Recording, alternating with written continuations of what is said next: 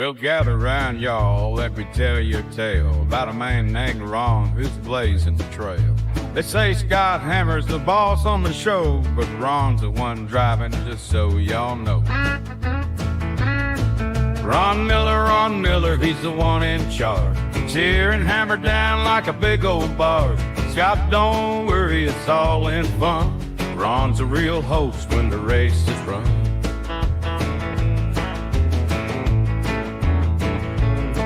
Now Ron talks engines and he talks tires. Scott might be the match, but Ron's the fire. With his country charm and a wink in his eye, he's taking over and we all know why. Ron Miller, he's the one in charge. Steering hammer down like a big old barge. Scott, don't worry, it's all in fun. Ron's a real host when the race is run.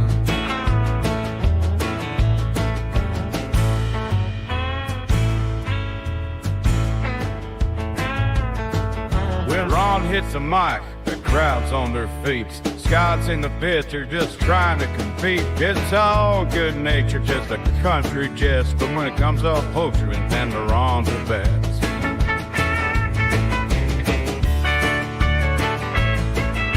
Scott, don't worry, it's all in fun. Ron's a real host when the race is run.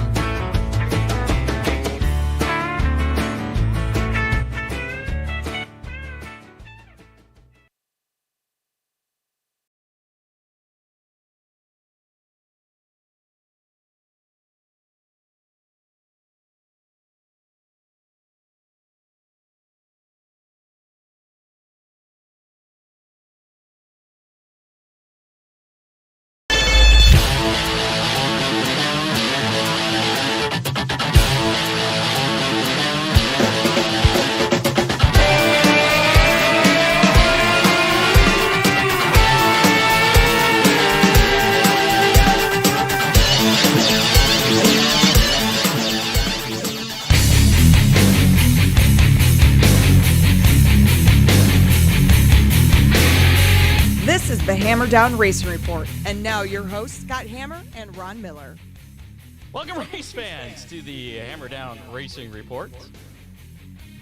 Part of the Evergreen Podcast Network, show number 356 for Thursday, November 21st. We probably won't see you next week. No. I got to turn off these microphones again.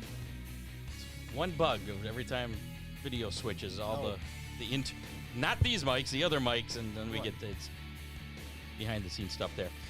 Scott Hammer, Ron Miller coming at you live on Facebook, YouTube, and Twitch from the Dominator Race Product Studio. Don't forget to go and vote for us. Yeah, please. Best of Toledo. I haven't done that yet today. I did today. Maybe we'll do that. I'll do that at the end of the show. Okay. So I can show people how to do it. Yeah. Because, some people are technologically challenged. Scott, if I can figure it out. It's pretty easy. We were nominated again, fourth time, not consecutively. Best of Toledo. Fourth time in like the last 6 years on the Toledo City Paper's Best of Toledo local podcast. So if you can, show a little support for us. You can vote once per day per email. Just head on over to, and this is genius on their part because we're sending people to their website. So kudos to Toledo City Paper. ToledoCityPaper.com. Click on the Best of Toledo banner and then scroll down to the media section because they got different categories. Right. Feel free to browse around other categories, but make sure to go to the media one first and then scroll down toward the bottom of that. Local podcasts. We're one of the 6 finalists there. Now, don't worry whether we're first or sixth. Yeah, that part doesn't matter. Right? That shuffles around. There's no rhyme or reason to it. Yeah, so if you vote for us once per day, that's awesome. I believe they wrap up voting December 15th.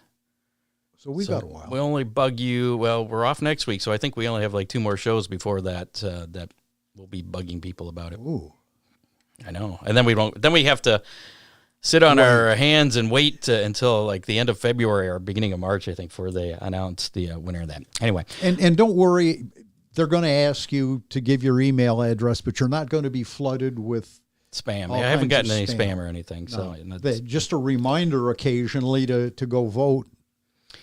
So, lots have happened since buddy. We've been back. last on A here. lot that we never saw coming. Tonight on the show, we'll be speaking with the Butler track champions. Of course, last week we had Sherman on, champion of the modifieds. Well, we kind of talked about his Butler championship as well as Lima Land last week. But tonight on the show, Van Gurly Jr., 410 champion up there at Butler. He's waiting in the wings for us. Travis Kyle is going to join us, street stock champion, and Dominic Morehouse, the four-cylinder champion, a little bit later. Plus, we're going to give away some Mazda Stone-Fired Pizza for how many? Plus, we just added this last night because going to be a mystery. I had to think about and digest everything that kind of was announced. Was it Friday or Saturday they announced the return of the All-Stars? Scott, I'm still dissecting it or digesting it. I know Aaron Fry of the Fast Series has kind of made his statement, his thoughts known. Yeah. And I got to thinking, how's this gonna is this gonna affect the Attica Fremont Championship Series? I don't know. I reached out to Dwayne, and he knows sprint cars more than I'm not. Right. I like sprint cars, but I don't know everything about sprint cars as much Dwayne as knows. Dwayne knows sprint cars. Yep. And he's actually kind of has had some involvement behind the scenes, and we'll let him tell you if he so desires, because we're going to talk to Dwayne Hancock of the Attica Fremont Championship Series a little later on in the show, and kind of have him unpack what the return of the All-Star Circuit of Champions means, and we're going to talk more about that announcement a little bit later in the news. And his involvement or lack of. Yes, and who's going to be running the show. And if you haven't heard, stick around, we'll tell you. That's it. You probably already know. If you want to win a Hammer Down Racing Report window sticker, we got these guys, one left, courtesy of DCR Graphics. I haven't talked to Dale in a while, but this is the last one, courtesy of DCR Graphics. If you want to get in the drawing for that, go ahead and here it is. Type hashtag DCR in the comments. We have a couple that have timed out, so we'll probably make it to we might have a couple more. Our Christmas show. Okay. Hashtag DCR in the comments of the Facebook Live, YouTube Live, I think Twitch too, because I think producer Dave is monitoring that. Aren't you, Dave? Nod if you are. No. Okay, don't do it on Twitch then. He says no. Just on the Facebook and YouTube Live. I don't know if we have any Twitch viewers, because I don't really use that, but it's cool if you're watching us on Twitch. Say hi if you are. Thank you. Yeah, I think we'll see your comment over here. Got to mention Ron Miller Race Cars in Lambertville, Michigan. Give them a call, 734-856-7223. Race cars, parts, safety equipment, service, brake customization. By the way, what you did to those brakes worked out perfect. Really? And it was even smooth. I figured there'd be like rough, jagged edges. Very, very nice. It was perfect. It's like your co-host, Scott. It's polished. Yeah, seasoned. Okay, whatever. Give Ron a call there at 734-856-7223. Wait until after the show, though. He's got everything a racer needs. Ron Miller Race Car's sister is here. I haven't seen her for a while. Hey, sis. Also got to mention Victory Fuel, the flavored electrolyte water that's free of artificial coloring, no caffeine, no carbonation, with a full load of electrolytes and 120% of your daily vitamins. It is the choice of many teams on race day. To stay properly hydrated, contact local sales representative Tanya Conley. I have to do that myself, actually, because I haven't talked to her in a while. Yeah, because we're out of Victory Fuel. I noticed that, Scott. Contact Tanya Conley. She's our local sales representative, at least in this region here in Ohio. I think she covers pretty much all Ohio, maybe Michigan too.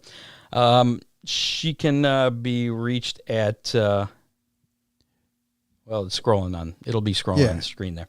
But you can order online at drinkvictory.com. Use discount code Conley Racing, and you'll get 10% off, I believe. Don't quote me on that. It used to be 10% off. And I think a portion of the sale goes to the Conley race team, too. Right. So, also got to mention Oakshade Raceway, where the fastest meet to race. The race season may be over, but the awards gathering's coming up. That is this Saturday, as a matter of fact. It'll be at the Fulton County Fairgrounds from 1 until 4 p.m. in the Fulton building. There's no charge to show up. There will be some light snacks, I do believe. Freeze frame photos is also going to be there. And with photos. With photos, yeah. Yeah. You can buy. He's going to be taking pictures and selling pictures at the same time. Visit oakshaderaceway.com or follow him on Twitter, Facebook, Instagram, TikTok for the latest updates there. Just a heads up, if you're going there to get your hardware, I will be. Yeah. Kind of clean up a little bit. Because you will get your picture taken. You'll have your picture taken, and good point. It'll show up somewhere. Yeah. So don't just be out in the garage working on your car, crawl up from underneath of it, and drive over to the Fulton County Fairgrounds and show up. Yeah. The pictures won't be as nice. Dominator Race Products, got to mention them, as well as DCR Graphics, Dipman Motorsports, Freeze Frame Photos, and Magic Moment Entertainment, other sponsors. Special holiday message from Magic Moment Entertainment coming up a little bit later. Before we get to Van Gurly Jr., our first guest tonight, let's knock out a little bit of some racing roundup action from this past weekend. Really? Racing roundup. Scott? I'm not distracted. Okay. No, I got another video here, and so now all my videos have shuffled, so I'm not sure which one's So which. you had your cheat. It doesn't sheet. have the names of my little videos. It just has thumbnails. 1, 2, and 3. Yeah. So, anyway. Albany Speedway, our friends down under in Australia. Race season getting well underway down there. It is. And we got some stuff in news. You sent producer Dave on a Right. quest about that temporary track that was built. That was very pretty quick. cool. Got some information on that coming up later on in the show. Saturday, though, at Albany Speedway, Tommy Britton won the wingless sprint feature. Mackenzie Silver, winner of the juniors. Paul Bowman, street stock winner. Kalen Ball, the production stocks? Yeah. We're going to go with that.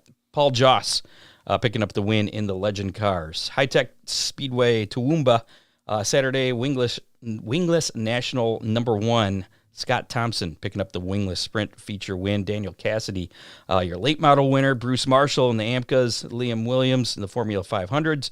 Blake Duggan in the Junior F500s. Darren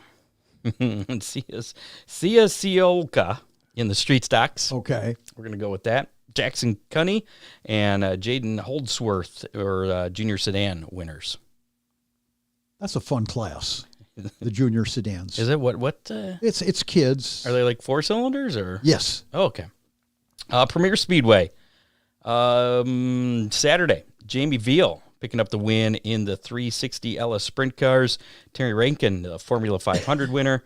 And closer to home here in the U.S. this past weekend, Castrol Flow Racing Night in America, the Peach State Classic at Sonoy Speedway, Raceway. Friday night, Ricky Thornton Jr. picking up the win. Guess who picked up the win Saturday? RTJ. You got it. He swept the weekend, and he actually won the season championship. I tuned in late Saturdays because Bobby Pierce was leading that points.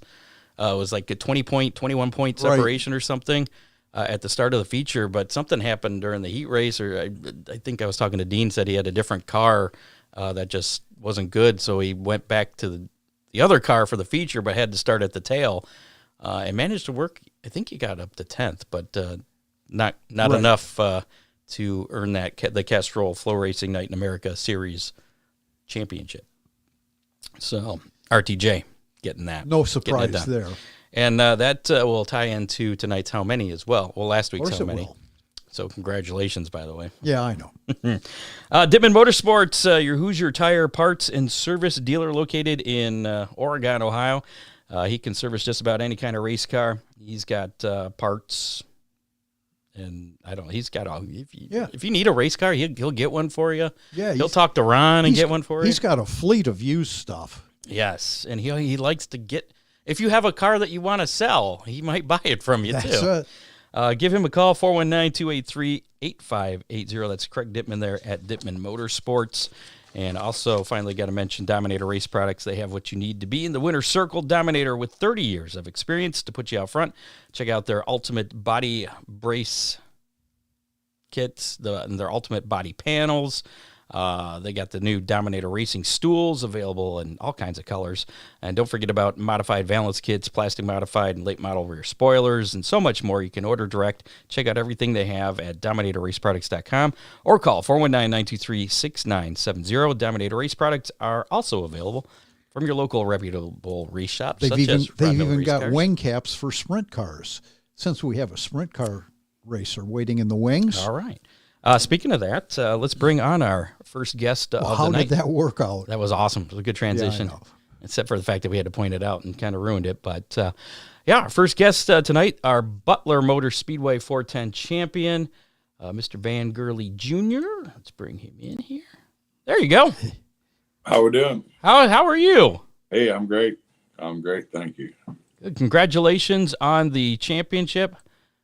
Move you up there. Hey, thank you. It was a pleasure getting to run with at Butler with the Wilbur family, and they're wonderful people, and just glad to represent them well.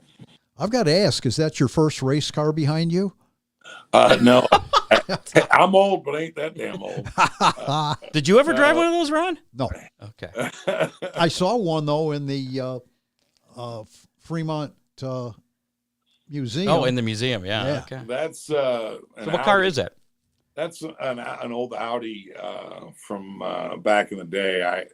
I forget. I got to pick it out when I was redoing my Audi showroom, but it's an old Audi from, they do road courses, Le Mans.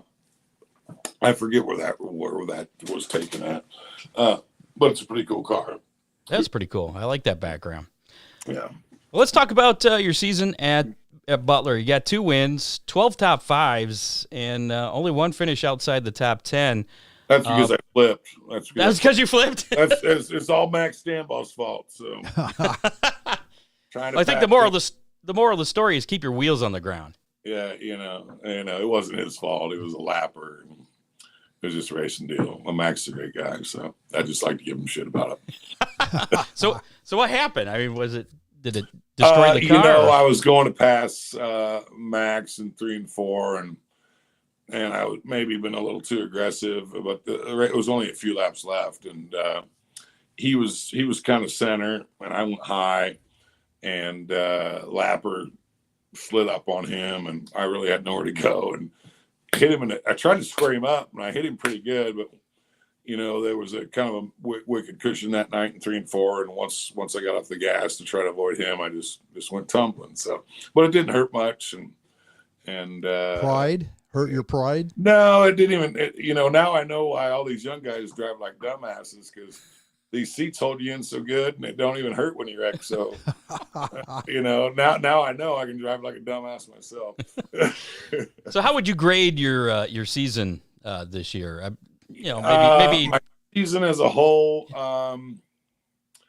and this is all on me. My season at Butler is one thing. My season as a whole, I would have to give it an average of a C. I've still got a lot of work to do. Work on carrying the car, finding the right places on the racetrack to race. But I get there. 22 years off is a long time. Yeah, let's talk about that. Why 22 years away from racing, and what brought you back? Well, I never wanted to get out, but I couldn't afford to do it myself, and had a daughter and a business that I wanted to get as successful as I could, and unfortunately, it took me that long to get it to that point, and now I'm just I've saved money all these years, and now I'm spending everything I've ever saved or made just to keep doing this. But, I'd missed it. I never wanted to get out of it. I never quit per se. I just had to get out of it for a while to raise a family. And I wanted to provide for her the best I could. And she graduated from law school. And so now she can sponsor you. I wish. Well, she got to get a few big cases first. Once she wins a $30 or $40 million case, I'm gonna hit her up. Hey, sweetheart, remember? Yeah, I remember all that law school and 4 years at IU and 3 years at DePaul University. I'm gonna remind her. So you fund your own race team then? Yes, I do. Well, I do, but I have wonderful people behind me. Eddie Smith at Lane and Doug Lane at Lane Automotive, Motor State. Right there in Waterville, Michigan, helped me out tremendously. And Jeff Claxton at Claxton Engines. Jeff just does me big solids, and I couldn't ask for a better engine builder than him. He doesn't gouge me on labor and doesn't mark up my parts. I mean, he really takes good care of me, and I probably couldn't even do this without him.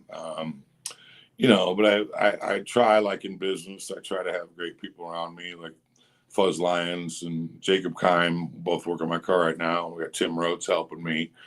And, it's just so important to have wonderful people around you. And that's what I try to do in business and in racing. And I'm fortunate that they came along with me and believe in me, even though I'm an old fart. And hopefully I can keep them and we can find more success next year. So was this your second full season since coming back? Yes, it is. The first one didn't work out too well, but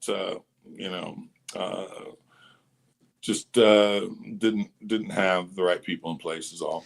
Are sprint cars all that you've ever raced?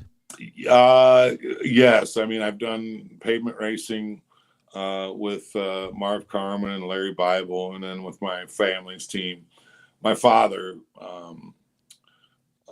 thankfully, like all of us in racing, if it wasn't for our mothers and fathers, we couldn't do this. So everybody talks about, oh, he's a spoiled kid or whatever, but it doesn't matter if you came from money or not. None of us could do this without our parents. So right. A lot of people forget that we couldn't do this without the support of our parents, and that's who gets us started. And we try to take it to the next level after that. So I saw that you said that you'd rather have the wins than the championship. So I take it you're like most racers. You don't like running for points. I've just never really done it. I've done it one time in 1994 with the All-Stars and Marshall Campbell out of Lida, Ohio. And, it's just, I'm not against racing for points. I'm kind of I just like to, especially now in my second coming here, I just kind of want to race where I want to race. But with the advent of Rich Farmer and the All-Stars, that may change. So, speaking of which, I like I said, we're gonna have Dwayne Hancock on a little bit later on to kind of unpack a little bit about that. But your thoughts on the resurrection of the All-Stars with Rich Farmer? Well, you have to go back in my background some here. Bert and Bridget Amick were wonderful people, and when I got into racing and raced a lot, I only raced a lot from 94 to 97. So there may be a misconception there that people have about me is I never really got to race a lot except in 4 years. And back then, I think the world of Bert and Bridget Amick. And so I got to run with them. I ran with them in 94 the full time, but then things happened differently in 95. 96, and Sean Norris and I got together about halfway through 95, and we just kind of wanted to run where we wanted to run. And Ted Johnson, who was always good to me, Ted would give me show-up money to a guy that, I don't even know if he deserved it, but he was kind enough to give me show-up money to come race with him back then. And so people that are good to me, I try to return the favor. And so Ted was always very kind to me, very good to me. And I just, not that I could go California or, all the races, but if I told him I was coming, he would always give me $400 or $500. And back then you couldn't believe it. It was an honor. And when people do things good for you, you want to do good for them. Right. Okay. So, what are your plans then? I kind of alluded to that, I guess, for next year. You kind of up in the air. You can defend your championship at Butler. I'm not gonna probably not. The one day I'm gonna go back and defend my Butler championship, though. I promise you that. But next year won't be next year. Next year, I tentatively plan to run the All-Star. I've given a light commitment to Rich Farmer, and I just want to see where that is. And I'm going to give him, even though I hate to say this publicly because I don't want to, but right now I've committed to that. I would like to see a schedule, obviously, but you know, I am going to, right now at least, commit to the All-Stars, and it's only going to be, I think, a 2025 race schedule, so that's no big deal. I hope to plan to run 50, 60 races next year, at least. So, you know, I'm not wealthy. I'm not a wealthy guy. A lot of people think I am. With all the calls I've gotten asked me to sponsor other race cars, I don't understand where that comes from. But I work hard to build my team. It's taken me now 2-3 years to get it to where I want it to be, and I'm still, you know, working on getting my motor program up to date. I'll have you know, 3 410s next year, a couple 360s. So I do want to run some GLSS 360 stuff with them. I think Barry does a great job, and for me, the GLSS series is a little closer. I also want to hit, you know, IRA series with Steve Sinclair. I think Steve's a wonderful human being, and you know, does right by the racers, and he is a racer himself. So if I, you know, I wish I could support the people, all the people that I care for, Tim Wilbur and Wilbur family up at Butler, but Yep. but I'm 52. You know, I know I only have so long to do this. Careful now. And well, I mean, do it competitively, and I'm in the best shape of my life, and I think I still can. I think I still got it in me. Not saying I don't have a lot to learn. I got a lot to get better at personally. I'm working on that, but it, you know, sprint car racing is different, where you're not out there practicing, or you can rent tracks, but it's just not the same.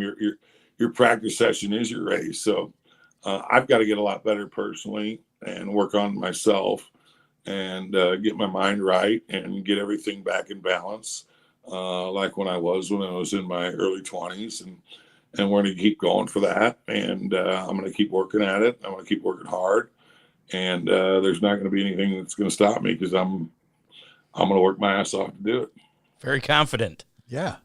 Well, I'm just going to work. You know, that's all I know. I'm not the most talented guy in the world by far, but all I know is to work hard and to bust my ass and keep trying. So, did you think you would be sitting here with a track championship, you know, after only 2 seasons coming back? You know, and did things come back to you quickly, or did you have to relearn things? Well, I had to totally relearn everything. Have the cars changed that much? The cars have changed, and let me just say, I've said this in other podcasts, the frames are the exact same things. Everybody still runs the same 1985 Gambler, if you all want to get down to it, an 87-inch 40 car, 2 heights are the same. The things that have changed, taller cage, which is beneficial for a guy like me. But no, the engines obviously are more powerful, which isn't that big a deal. Everybody thought, oh, it's way, you know, 200 more. It's not. The engines aren't that big a deal, because hell, you can't get them hooked up half the time. So the shocks and the tires. Maybe I shouldn't say this, but I don't know if the tires are better. But the shocks are definitely way better. Right. Shocks adjustments, sticking the cars way harder, way tighter. You can get the cars a lot tighter than what you ever could before. So that's the biggest thing, I think. I mean, maybe somebody smarter than me could expand upon that, but no, the cars, the shocks have been the major contribution, and the tire changes. Again, not saying the tires are any better, because personally I'd rather have a Goodyear 25 or whatever it is, 2501C on, or whatever they were called. So I miss that, but we'll see. You know, having a monopoly on something isn't a good thing, in my opinion. I think competition feeds competitiveness. So, but I'm not downing Hoosier. Please don't take it that way. I think the best, smartest business move that they ever made was to contribute money to point funds. And I mean, it's genius. Sure. I'm a businessman, so it's genius what they did, and I got to respect that. So, well, Van, we got to get going here, but before we let you go, I know you mentioned at least a few of your sponsors. You want to give another shout out to your sponsors that helped you out this year? Drew Bible at FK Shocks, again, Eddie Smith and Doug Lane at Lane Automotive, Motor State, Impact Racing. Jerry Coons has done great things for me. I appreciate that. And I'm sure I'm going to forget, but my main sponsor is the employees at my businesses, Team Volkswagen Audi and QuickTime Car Wash.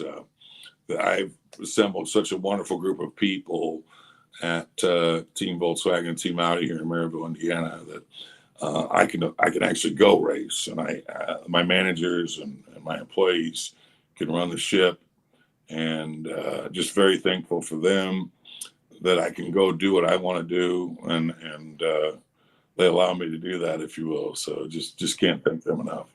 Well, congratulations on the 2024 track championship up there at Butler. And pleasure speaking with you. We'll have to stay in touch. Thank you. I appreciate that. And sorry, I was going to have some strippers in the background, but I didn't see the results of the poll. That's right. I forgot. Let me excellent time. So let me pull that up. When I last looked about an hour ago, there were no votes. You get more ratings, man. I'm a ratings guy, so. There were no votes. There still isn't. 81% said. 81.8% said yes. Should the guests on our show be encouraged to include dancing strippers in the background? Next time you have me on, I'll be sure to have some hot strippers in the background. How's that? Oh, boy. All right. That'll be ratings gold. Hey, well, I'm a ratings guy. I know how it works. So, all right. Thank you, guys. Appreciate Van, it, we appreciate your time. All right. Thank you. We'll see ya. See ya. There you go. Van Gurly Jr., champion of the 410 sprints there at Butler Motor Speedway. And no strippers in the background this time. The other option was depends. Yeah, okay. So that was 18.2%. Okay. But nobody said no, which I can't believe. Yeah, I don't know if we're going down that route. Let's probably bring in our next guest. Sure. I think we got Travis Kyle waiting down here. Travis, how's it going? Hey, pretty good, guys. How about yourself? Wonderful. Pretty good. We're trying to stay out of trouble. Trying. It's not snowing. It's not snowing in here. It's warm, and we're sitting behind a microphone. What could be better? Exactly. Oh yeah, it was fun listening to Van and you guys there for a little while. That was cool. Yeah. Congratulations on the Street Stock Championship up there at Butler. From what I could tell, you didn't make it real close at all. 247 points between you and second place there. I mean, how were you so dominant this year? To be honest with you, it wasn't crazy dominance. It was just, being there and making sure that, obviously we weren't breaking down and stuff like that, just keeping everything on point. I got one heck of a crew behind me, mostly just family members. And I got a couple buddies that went to school with and raced ATV motocross with as well in my background. So, there we go. That's why he's good. Those ATV guys, just no fear. Oh, we like that cushion up high. That's for sure. We're used That's to it. Nice. Well, you got 2 wins, 11 top fives, and I mean, I guess pretty consistent in that respect. I'm sure you probably would have preferred a few more wins, though. Yeah, a lot of those I kind of stepped on it myself, so I can't anybody but myself on that one. We had a couple races there at the beginning of the year, about 7, 8, where we had a little bit of a motor issue that we couldn't really track down. It was just a kind of a weird gremlin. So we kind of come on a little slow early on. We really picked it up about mid, 3/4 of the way through the season there. Really started getting it dialed in, really finding what we needed to, make the car happy and me as a driver and stuff like that as well. And it all just kind of clicked and kind of come together there. And, the other motor that we put in the car really, really suited my driving style and worked well with me and the track, that Tim Wilbur provided to us up there. It all really come together. And, we can't really say much more besides, we were there. We put our heads down. We worked. No slacking off days in the shop or anything like that. When we got home Sunday morning, car got unloaded out of the trailer, got put up on the lift, and usually I was out in the shop until wee hours of the night, and couple nights throughout the week as well. So tell us a little bit about your car. Okay, so my car there that I got, I've been driving that. This is my second year racing up there at Butler Motor Speedway. Actually, technically kind of my third. My boy and I swapped back and forth the first year in the same car that I drive now, which he's Tavin Kyle. He drives the 313 up there. Tavin actually won in my car before I ever did. It's kind of funny. Yeah, so he won. He won first before I ever did. I ended up picking up, I think, 3 features last year as well. I got like third in championship or something like that behind. I think Caleb Wilbur had won and Glenn Heath as well. Sure, but that was a pretty good season as well. But I'll be honest with you, the biggest thing about the car is I picked it up off Todd Sherman. It was Jeffrey. That's all you got to say. Here you go. Yeah. That's it. So Todd was him and Brennan have been great helping me get things figured out because I've only been racing. This is my 4th full year racing, and I raced asphalt for 2 years before we switched over to dirt. Todd's actually the one who talked me into trying it. We raced up Anguilla Motor Speedway on pavement, street stock class as well. Never really had any crazy good luck, just a lot of seconds, to be honest with you. There's, really tough field up there as well. I tell you what, a lot of them guys have been racing for a long time, and it's really hard to get a leg up on some of them guys as well. Same thing on dirt too. It's just a little bit more of my background with ATV motocross. So Sure. I can kind of let it hang out a little bit more and kind of suits my style as well. But no, this car, to be honest with you, it's not special built for me or anything like that. I picked it up. Todd had it sitting outside after taking it in on a trade-in for building a new modified for Jeffrey Jessup. It would have been a couple years ago. And this thing sat outside for like 3/4 of a year. Todd talked Tavin and I into buying it, my son and I. And he gave $1,000. I gave $1,000. We paid $2,000 for the car. Brennan and Todd threw me some random numbers, which he thought we might like as far as scaling it out. We ran with it. We haven't really dialed too much more on the car since then. We've changed a few things here and there, motor program being one of them. But we've messed around on the scales quite a bit. We've put in a lot of homework as well. But I'll tell you what, we can't really complain about it at all. So it's been one heck of a car. We've had rear clip bent, stuff like that, and we've nothing a porta power can't fix. Yeah. Well, actually, I took it right back.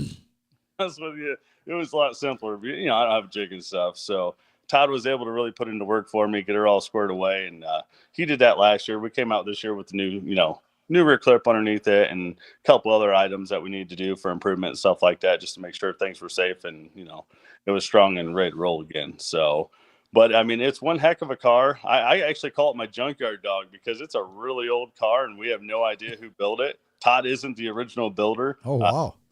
Tell you who the builder is. A lot of these guys we race up there with, they run Hobbs cars, Eric Swan from Eric Swan Racing, and then obviously Medievals and stuff like that. And I don't know, this is my junkyard dog, and we just try and get her done every weekend. So that's about all I can say.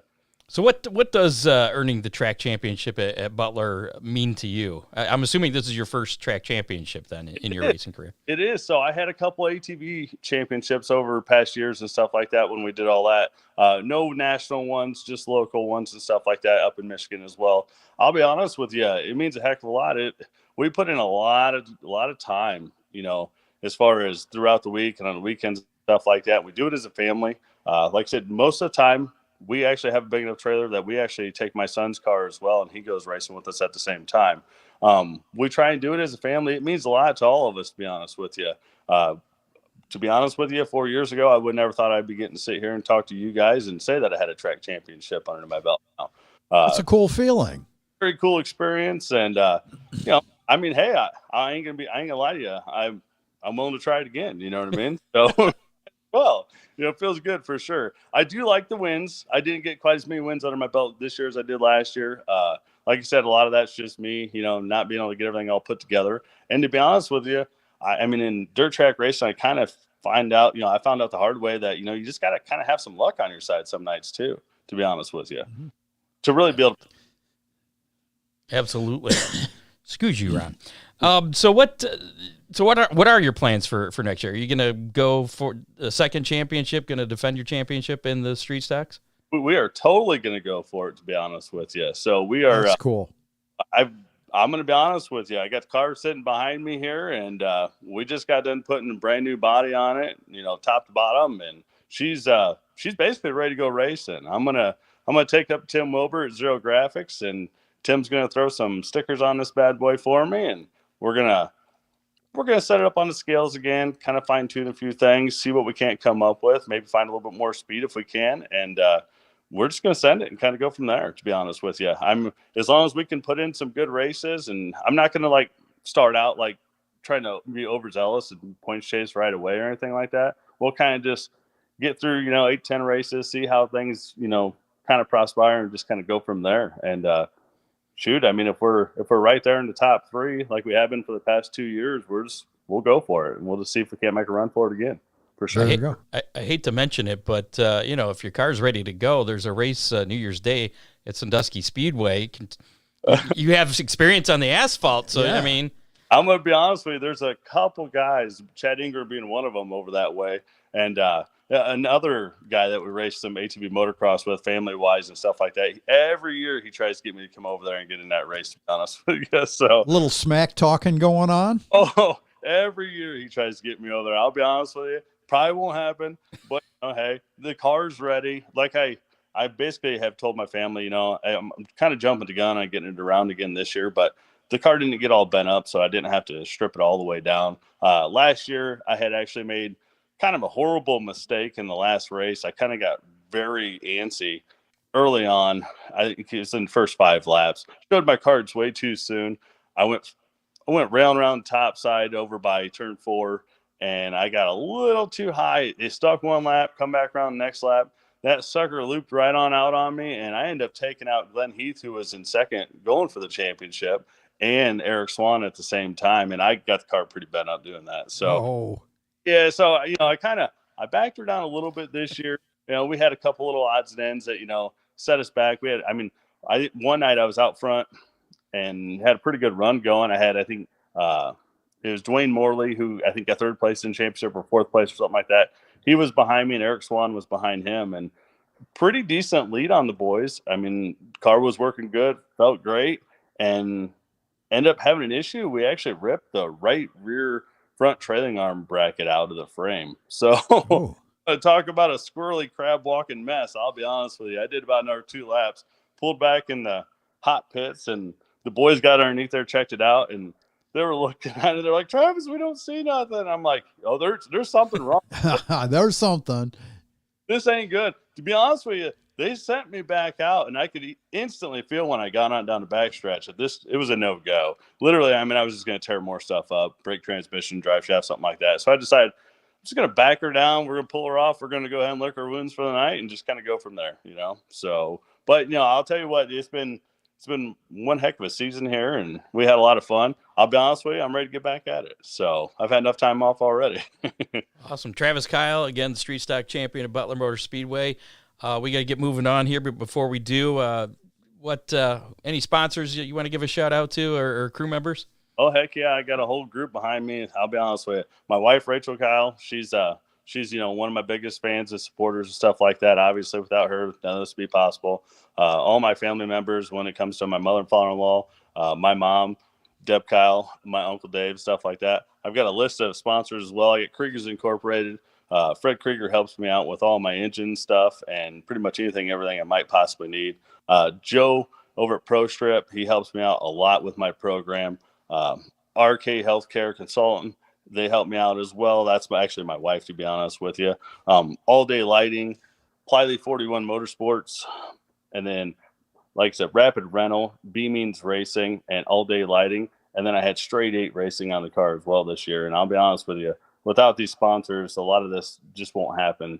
I'm just a small-time construction company guy out there just, putting in the work as well. It kind of sounds like what Van was saying, kind of similar.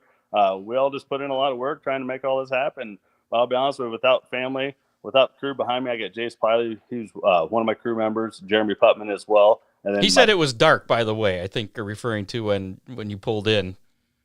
What's that? He said it was dark right there. When you broke that trailing arm. Oh, yeah. He said, I see that now. It popped up. Yeah, Jace's comment said Yeah, both them boys, they couldn't see it. He said it was dark and there was a lot of glare, a lot of different flashlights going back and forth. So therefore, that's what happened, I guess. So yeah, they were telling the story. I'm just in the car just trying to figure out what the heck actually went on.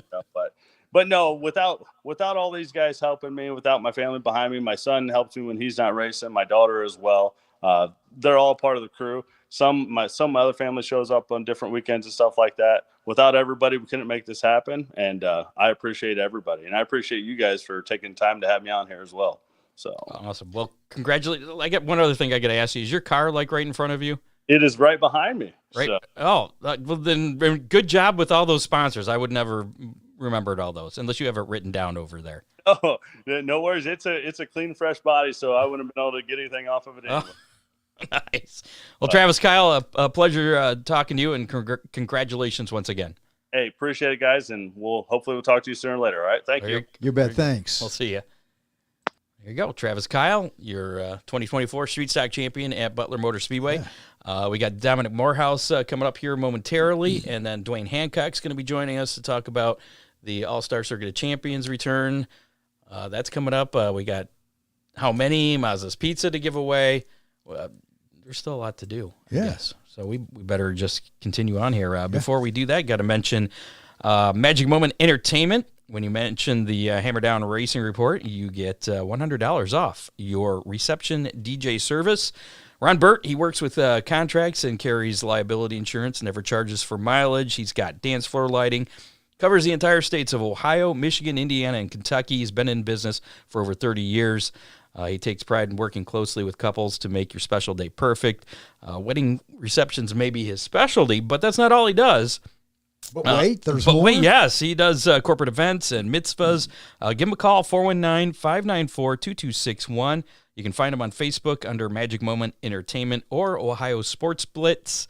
And Magic Moment Entertainment and Ohio Sports Blitz would like to wish all of you, the listeners, a safe Thanksgiving holiday. Thank you for the support of his DJ service, his sports page, his Friday night live scoreboard, and weekly racing newspaper column. All this has helped at a difficult time in his life, and he's thankful for you. That's from pretty DJ cool. Ron. That's his special Thanksgiving message. Also got to mention Freeze Frame Photos. Contact them for all your racing photo needs, from action shots to victory lane, custom print magnets, can koozies, tumblers, wood plaques, slate with photos on them, wind spinners. I didn't even know that. Really? Yeah, I got some new copy here. Wind spinners, buttons, just to name a few. He's got all kinds of gift items, including those 2025 calendars. Now is the perfect time to order those. You can get custom 2025 calendars with 13 photos of your choice. Yeah. That's all next year, and then January of 2026. You could probably go to the Oakshade Awards banquet. That's where he'll be tomorrow. Yes, as a matter of fact. Awards gathering. Awards gathering. He'll be selling photos and wheeling and dealing on bulk purchases on Saturday. I almost said tomorrow. My heart. Yeah. There's still time to order photos and items for Christmas and for your sponsors. You want to thank your sponsors for this year if you're a racer. Get some custom things made. They can add custom text and graphics to any photo and just about any gift item as well. Call Charlie at 419-407-6994. Freeze Frame Photos, special moments frozen in time. Yeah. And now that business is out of the way, let's bring on Dominic Morehouse, the four-cylinder champion over there at Butler. That's what I have to click. There we go. Dominic, how's it going? Good. How are you? Good. Congratulations on a championship season up there at Butler. Thank you. I appreciate that. How long have you been racing, especially in the four cylinders? This is my fourth full year. I raced a few nights the season before that. It was 3-4 nights, but been racing four cylinders 4 years. Never had any real experience before that either. So. No go-karts or quarter midgets or anything like that. So you go straight in with the big boys. Yeah, I guess you could say that.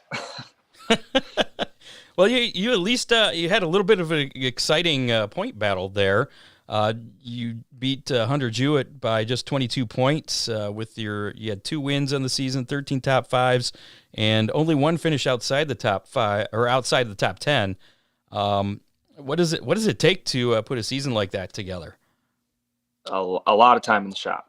That's where it's won. It's in the shop. I mean, you can do whatever you can on the track, but if you don't spend the time in the shop, you're not going to have a good car to rely on when you go out on the track. So is it making every weekend I'd come home from the track Saturday night, unload the car, and it'd be put on the lift, go over it. I mean, every single weekend, we put in every bit of work with it that I could. So is it just maintenance, or are you looking at it and trying to figure out how can I make this faster for next week? Oh, we tried a lot of things throughout the season, trying to find more speed, changing setup. I mean, there's only so much we can do on these 4-cylinders, but there's definitely still a lot that you can't do. So you had, go ahead. No, you first. Maintenance is a big thing, obviously, but I mean, you got to find speed somewhere. Yeah, you don't want the car to fall apart. No. I've right. To finish first you have to finish. There you go. Exactly. So you had one DNF this year. What's the story behind that? It was a broken axle. I had a trailing or a control arm, lower control arm that was bent, and it was just a slight bend, but it kept on causing my axle to pop out of the tranny.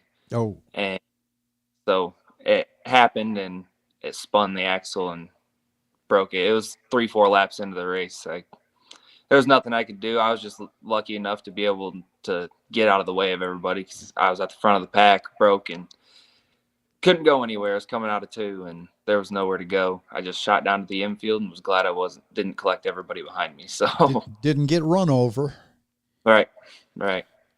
So that the final race of the season, what happened there? You had to go to the back and drive back up through the field to finish 4th. I mean, I'm assuming there's a lot of pressure there because you're in a tight point battle in that final race. Yeah, I mean, it was definitely a tight points battle, and I wasn't expecting much less of a hard race going into it. I knew we were going to be battling, and it was second lap. We got together. I went into the corner and checked up going into the top, and he drove into my left rear. It was Hunter. We were battling, and he drove into my left rear, popped the right rear off the bead. I jumped the berm, popped the right rear off the bead, and so I got a flat. I couldn't tell exactly what it was at first, and I was going to keep going, but flagman was telling me, hey, your crew's up here. They want you to pull off, change your tire. So I pulled off, and I actually ended up they put the wrong tire on. I have a real big tire that I run on my right rear. They put like the smallest tire that was up there on it. So my stagger was thrown right. Yeah, my stagger was thrown way off, but it made it work and worked way back up. Freed it up a little bit? No, it tightened it up. Oh, okay, yeah. Because I run a real big tire on the right rear and real small on the left rear. So, yeah, it changed the car quite a bit, but did what we had to do to secure the championship. And I asked this not to stir anything up, but was that do you think that contact was intentional? Maybe not intentional, but wasn't avoided. Okay. I got you. I wouldn't say it was intentional. We had good hard racing all year long. There wasn't ever any tension between us or anything like that. But that was good answer. We were going into the last couple of weeks. We had 2-3 points between us, and then it was the second to last week. I think he got a flat tire or 2 flat tires, something, and he had to pull off and then never made it back out onto the track or something like that. So. You never know at what point during the season is one thing that can keep you out of the championship. But yeah, it was a good 6 weeks. We were within 10 points of each other. I mean, had to do everything we could. We had to be perfect. It was me and him. I mean, there was a few other cars that would show up week here, week there that were fast, and they would be in the top 3, top 4. But it was me and him every week. If it was just us, it was first and second qualifying. We'd be in different heats, so we'd both win our heats, and then first and second in the feature. So I mean, is it a lot more stressful having a tight point battle for the whole season or a good chunk of the season? Most definitely. I mean, we set out at the beginning of the season to win a championship because I got second last year in points. So that was kind of the goal at the beginning of the year, was to win a championship, and we were in a good position for quite a few weeks, and then we had some rough weeks. We had trouble with the car, and it was wiring issues with the car, and then got that figured out, but that closed up the points gap that I had. So definitely a fight from there. Same thoughts for next year? Probably not. I don't know how long it'll be until I go points racing again. It's a job in and of itself. So, I mean, there's a traveling series, the Midwest Dirt Compact Touring Series. Right. I may travel with them. They run about 8 shows a year. So run with them and then run wherever I feel like running the rest of the year or rest of the weekend. So maybe a little less stress then. Unless of course you're in the championship hunt for that touring series. And that's an idea, considering they only run 8, 9, 10 shows a year. So that's been a thought. I planned on running with them quite a bit this year, but after having as close of a points battle as I did at Butler, I didn't want to risk the car going and running on a Friday or running on an off weekend or something like that. So, gotcha. So what memory stands out most to you from this past season? Was there one particular night where something happened that it's going to stick with you?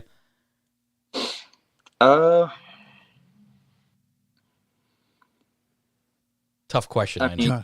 Right. I mean, really just all the time spent with everybody at the track. There was a lot of people at the track every single weekend that would help, and it was just everybody spending time at the track, not any one particular event, but definitely getting I picked up my first feature win of the year the second weekend of the year, and the car wasn't running right at all. We had quite a bit of issues to figure out. The last couple of years, I've ran pretty much a stock motor. I mean, I've had a set of cams and stuff like that, just with a mail-in tune, and I had a pretty decent motor built this year, and then still had troubles figuring that out, getting everything, the supporting things that I needed for it, like fuel pump. I had the wrong fuel pump that I needed for the motor the first couple weeks of the season, so it was running super lean. I had the wrong spark plugs in, so there was quite a few different things that I had to change to find some power in the car. But just think if you had the right spark plugs, if you had the right tire on that last race, we would have just dominated. I mean, I don't know about all that, but it definitely would have made things a whole lot easier. We had some decent finishes at the beginning of the year that didn't really affect points too much, but it was definitely hurt the pride spending all winter getting the car ready, and then once it was out actually ready to be on the track, it was still having issues. But I was just glad to actually be able to figure it out. Gotcha. Well, what sponsors helped you out this year, and any crew members you want to give a shout out to? RPM Trucking and Thunder Glass, my parents and my grandfather. My girlfriend and my daughter, definitely. TBG Tuning, High Octane Graphics, Soto Insulation, Concrete by Jake, FR Graphics, Mad Mouse Studios. I'm sure there's more people I'm forgetting, but there's definitely a lot of people that helped. I mean, throughout the week, I was the main one put in all the work on the car.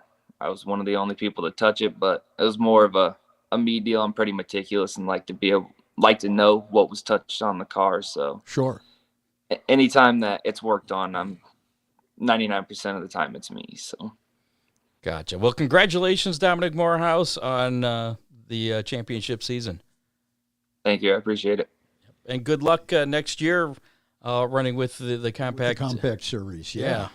Those are good folks. Absolutely. Yes. Pleasure speaking with you. We got to move on here because I think Dwayne just called us. Oh. Yeah. Hey, it's my turn. Hey, before we let you go, any opinion on the All-Stars returning? Are you a sprint car fan? Yeah, I'm a sprint car fan. It's cool. There's going to be definitely a lot of people that are going to travel with them, but I'm excited to see what they can do and see what they'll do with the whole series. It'll be cool.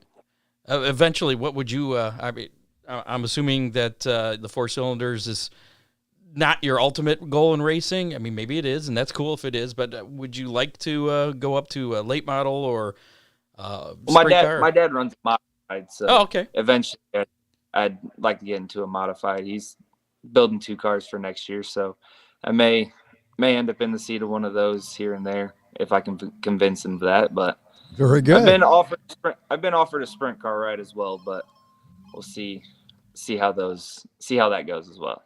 All right, sounds good. Dominic Morehouse, congratulations again. All righty, thank you. Thanks We'll for the see you, time. Bye. It's Dominic Morehouse, and now I believe on the phone.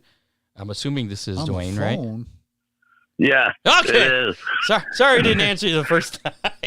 Oh no, I was watching a show trying to get, I got my phone updated right before I went to Las Vegas a week ago, not planning on getting a phone update, and it's like, this link ain't working. So then I got my laptop out, and it's dead. So Oh, gee. I'm like, yeah, I was real prepared. Well, you were on vacation, so I mean that's okay. Yeah, we had a great 40th birthday weekend for Chad Wilson. Racer Chad Wilson there. Oh, yeah. So it was a good time. So again, on the phone with us, Dwayne Hancock, founder, owner, everythinger of the Attica Fremont Championship Series, and big announcement this past week. And I guess was it Friday or Saturday? I couldn't remember when it was officially announced. I don't know what day for sure. I know Thursday I turned them down as being the competition director, and the announcement came out a day or two after that. I don't know, it all kind of ran together. And you go to Vegas for 4 days and 3 nights on a guy's birthday weekend trip, and Oh, boy. you kind of forget things. What happens in Vegas stays in Vegas. Well, before we dive into this, here's what I have on the announcement here. The All-Star Circuit of Champions is back. The oldest wing sprint car series will return to action in 2025 with a full schedule, including Ohio Sprint Speed Week. Well, I didn't realize that part was in there.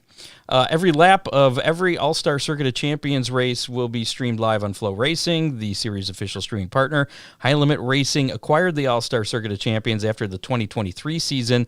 While the series did not compete in 2024, High Limit Racing co-founders Brad Sweet and Kyle Larson partnered with Fremont Speedway's promoter Rich Farmer to reinstate the regional series and continue Ohio Sprint Speed Week. Further announcements, including the 2025 schedule, will be made next month in December.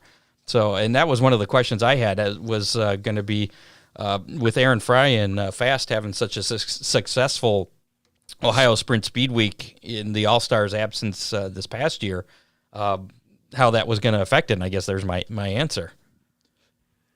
Yeah, there's a lot of question marks, I'd say, about Speed Week right now. I mean, I know they're saying they got it, so maybe some things has changed in the last few days. I know maybe the last couple hours. Yeah. I mean, there was that was kind of a wide open thing because Aaron was trying to get something going. I know Rich was, and I know somebody else that had a deal going with Dirt Vision. That was a pretty solid deal. With all the tracks, because for some reason a lot of tracks wasn't happy with how Aaron did it, and I know it was very successful. I know some said, well, it's a different format each night or some different things, and Aaron admitted, he said, it's the first time I ever done it, I needed to grow. We his first year on our belt, we made some mistakes, we're going to improve on that, and then so there's some things going on behind the scenes, and as of a couple weeks ago, this Dirt Vision deal is pretty strong, and now with this announcement, maybe that has changed. I know there is three different parties trying to put a Speed Week together, and could there be 3 Speed Weeks? It'd be interesting. No. I mean, hopefully not. I mean, I don't think the sport or the state can handle that. I just think right now, like I said, it's kind of a surprising outcome. I knew it was coming because I got asked to be the competition director a few weeks ago. So I don't know if that was before Aaron got asked, after Aaron got asked. I don't know because, there's all kind of rumors and all kind of things going on. There's he said, she said, they said, we said going on. And I think everybody just needs to pump the brakes a little bit and let things, see what's actually, what I know is, there's planned to be 25 races. It's not the All-Stars, the old, never wants to be, don't want to be. Rich told me it's going to be up to 25 races, in this region, basically Ohio, Indiana, Michigan, maybe a trip to Pennsylvania once, one weekend, maybe in Illinois, but nothing, he's planning on, getting guy. You ain't going to have the professional teams like, well, I shouldn't say you're not, but it's not for, like Rudine Racing, Clausen Marshall, and all that. It's more for like the Cap Henrys, the Caleb Henrys, the AJ Flicks, Van Gurly Juniors. And you can't take anything at all away from those guys because, honestly, they could go to one of those series and be very competitive. Right, exactly. So I don't know what all's changed, for sure. I know there's a lot of questions because, like I said, he gave me a little bit to decide what to do, and I just there's so many questions and so much background noise and so much right now of I want to say like you said, Aaron was just on another podcast saying he had Speed Week dates, and the All-Stars are saying they got Speed Week dates and all that, and I mean I don't want a full-time job and I don't want a war. So how does this affect the AFCS? Well, everybody says it's not going to. I mean, I'm kind of a realist though. I mean, and Rich and I talked about this. He thinks we can both be strong. There is a need for the All-Stars. I mean, there's a 4-race series. If it's scheduled right and ran right, there's a need for this, in our region because that's kind of missing some bigger paying races, and I think, some people tried it and some of them got some cars and fans and some of them didn't get the fan count they was hoping. And I think that was part of the Speed Week deal. So they wasn't getting some of the fan counts they was hoping because there wasn't, the All-Star name, and so there's a need for it to put on some of these big shows, I believe, like Attica tried some on their own, Fremont tried some on their own, some other tracks did, and the car counts was good, but the fan count wasn't like they should be just because there wasn't a name there, or let's say a household name, because Fast has a name, but it's only been around around here we know all about it, but California, Iowa, all over, when they first announced that Fast had Speed Week last year, everybody's like, well, what's Fast? Right. So, but yeah, how it's going to affect the AFCS. Rich and I talked. He thinks they both can work well because obviously AFCS is part of his track, and but I'm a realist. It's going to affect it some. I mean, if you're going to take Cap Henry and Caleb Henry and say you're going to take 3 or 4 of our cars, I mean, their logic is, okay, we're going to get some of these smaller teams to step up and they get more money, which is good and which is true. But if you're taking some cars away, it's obviously going to affect it some. And where's the sponsors going to lay too? Are some of them going to jump, on something a little bigger or a little more widespread, or some of them going to stay here? That's all yet to be seen. But I think it's going to affect it some. I mean, in all reality, some people don't, but I mean, let's be real. If you take away, 3 or 4 of your top 6 cars, I mean, granted, there's some people that can step in, but it's going to be interesting. That's really all I think. Now, the All-Stars, obviously they'll be running some Saturday shows, some Friday shows. Right. How's that going to affect car counts? Well, yeah, that's a good question. I mean, we've coexisted with the All-Stars. We've done this for 6 years. And last year's first year, the All-Stars wasn't around. Now, when they was in Ohio, we didn't schedule AFCS for obvious reasons when the All-Stars was in Ohio. Now, I don't know, like I said, I don't know what their schedule is going to be. I know when I talked to Rich a week ago when we was talking about, when I told him that I wasn't going to be competition director, he says, and his words were, hey, just because it's no for now don't mean it's no forever, and he says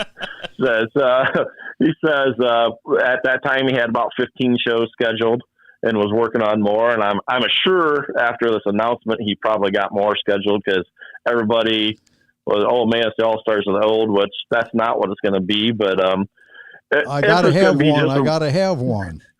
Right, exactly. But if it's just going to be in this region, when do you schedule? Like I said, before we've coexisted with the All-Stars pretty easily. So, but there's one day is in Illinois and one day is in Iowa or, Wisconsin, wherever, we would have weekends. So if it's going to be more local or more of a regional, it's going to be interesting. Like I said, if they have a race, say, in Indiana or Michigan, on a Friday and a Saturday, and we have a race that's gonna, I think it's gonna be interesting to see where cars do go. I mean, that's gonna be a great question, because if you're taking some local talent on the road, I mean, obviously somebody's got to step up. I sure hope you've been listening. I mean, we know now that Van Gurly is going to be running the All-Stars, so that's one car. That's one car that'll be leaving Butler. So and when he didn't race Butler, he came and raced with us quite a bit. Right. Van and I have been friends. But like he said, this is his second go around. Him and I was friends with his first go around. We've been friends that long, You're that old? Yeah, I know. Can you believe that? Hard to believe.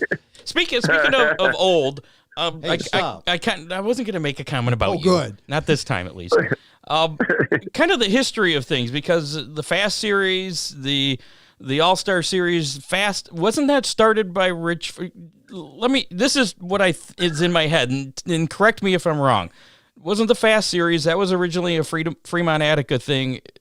Was Rich Farmer behind that when that started? Brian Attillo from Toledo started that to begin with. Okay. Him and a couple guys, they was fans. They started it, got sponsorships, and then they actually sold. They was, I think, there for 5 years. They did kind of an Attica Fremont deal. Then they sold it to Rich Farmer. Rich Farmer bought it from him. Then Rich ran it. Okay, then Tony Stewart owned the All-Stars, and from what I remember, correct. Tony was not happy with Rich because Fast was kind of expanding and not just Attica and Fremont anymore. And so the All-Stars wouldn't come to Fremont, if I remember. So now it's gone. And now it's kind of come full circle, and now Rich is running the All-Stars. Do I have this correct? Right, exactly. Well, yeah, because Rich tried to travel a little bit, and that's, it didn't work real well as much. And then Aaron Fry, that's when he let Aaron Fry have the name, and then Aaron ended up buying it from him.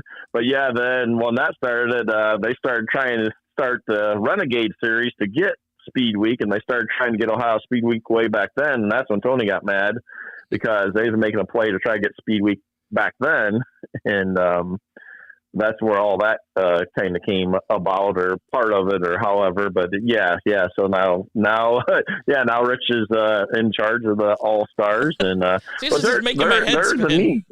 Yeah, there's definitely a need for it. I think a regional series, like I said, if it's scheduled right and ran good, which he's putting people in place. They're wanting to put the right people in place. I think he's got at least one former All-Star person working for him right now, and that. So but how's it going to affect AFCS? I mean, I think it's going to affect some.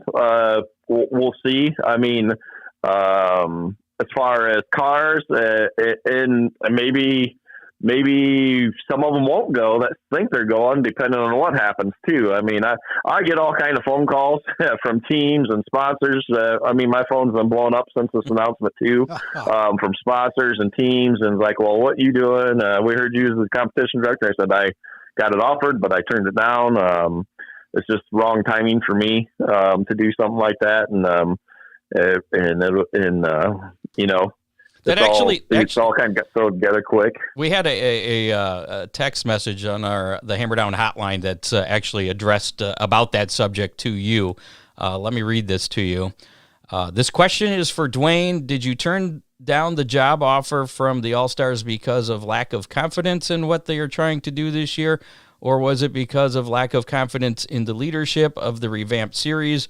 Or maybe a combination of both? P.S. Steelers suck. Well, that last part, I got to get on that right away because, we'll see. Hopefully they don't suck tonight. But it was just a little bit of everything. I think there's a need for it, but I know they want 25, 30 races. And as of, before the announcement, there's only, a handful of races, and not that really mattered. It's just kind of one of those, where's it going to fit in? You're bringing something back to life that's been on the shelf, and, Rich has run it, but, High Limit still has control over it. The way it sounds, because supposedly, Rich is an employee of them, or they join them. So are they going to pull the plug if it don't go the way they think, like they did on air in the Speed Week? Or, do I give up what I've done for 6 years or something that might be, you're a month into it? I assume you've already been working on things for next year for AFCS, right? Oh yeah. And, we've done this for 6 years, and we've passed out almost $500,000, in 6 years. That's bonus. I ain't counting prize money that tracks pay. This is bonus money, points funds, whatever. So, and it's like, why do you want to mess with that? And I've had a lot of questions. Why do people want to mess with it? And, a lot of people's afraid that I'm going to disappear. And because I've been offered, as of today, no. Okay, good.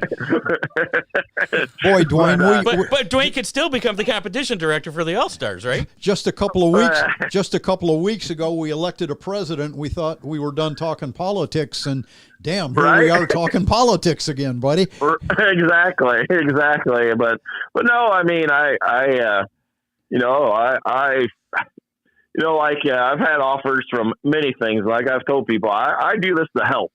I don't need a job. I own a business. I don't need a job. I don't need a full-time deal. I don't need which sounded like the All-Stars. I mean, don't get me wrong. I mean, I was very honored to get asked because that's been a dream of mine, running, the All-Stars, the Outlaws. I mean, that was my end goal a long time ago, and it's just kind of bad timing right now. Got a lot of things going on, and it's just, and we'll see if this is a longevity deal. If, they kind of, I don't want to say jerked Aaron around, but they, like you said, they gave him Speed Week, and then High Limit's like, no, they're not. And, I don't know, the whole exact story with Rich. It depends what you listen to. And Rich had never really told me. He says that he's working for him, and, he can hire, competition director and that. So it's like, if Rich is in total in charge, then that could be different. But if they're still got to say, I mean, who says that, they don't pull the chain next year off that deal, I mean, so. So High Limit has really got the midweek races covered. So I have to assume that means that the All-Stars will be Friday, Saturday, and an occasional Sunday show. Yeah, from what I understand, and that's what Rich and I talked about, because we actually talked about, if you really put your head together, you could probably schedule AFCS and All-Stars without overlapping each other, but it'd take a ton of work to sit down and figure that out. Mm-hmm. It's more of a working man series, or it's for our local teams. I mean, it's a regional series. It's not going to be somebody that can make a living off of it. Dwayne, it's only going to be 20, 25 races. What kind of winner's purse are they talking about? Last I knew, 5,000 to win, 500 to start. I don't know the exact purse breakdown. He never really gave me that, but 5,000 to win, 500 to start, I know is what they're planning their general purse to be. Okay, so right now we're at 4,000 to win, 400 to start. That'll keep that'll keep the flow racing guys away. Speaking of that, this is something I was talking to Dean about. Dirt Vision has been covering all the races at Fremont the past couple of years. Is that do you know if that's still continuing, or are they switching to flow? No. Or there's from what I've been told, Dirt Vision's out. And I think that's kind of how this kind of got started. To be honest, I am not 100% sure, but it's flow.